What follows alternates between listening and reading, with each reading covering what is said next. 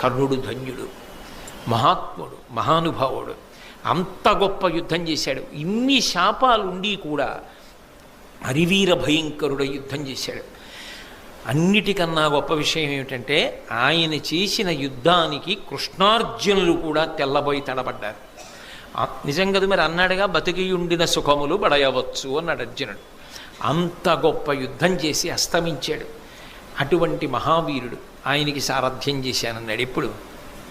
కర్ణుడు పడిపోయిన తర్వాత. ఆ విధంగా మహాభారత యుద్ధకాలమునందు కర్ణుడు పడిపోయాడు. ఆ తర్వాత నల్లేరు మీద నడక, మిగిలిన వాళ్ళు పడిపోయారు. దుర్యోధనుడి తొడలు భీమసేనుడు విరగొట్టాడు. ధర్మరాజు గారికి పుణ్యజలాలతో కృష్ణ పరమాత్మ దగ్గరుండి పట్టాభిషేకం చేయించారు. ఆ పూజలో ఉంచి పూజించినటువంటి శంఖంలోకి నదీ జలములన్నింటినీ తీసి సమస్త భూమండలానికి సార్వభౌముడిగా ధర్మరాజు గారి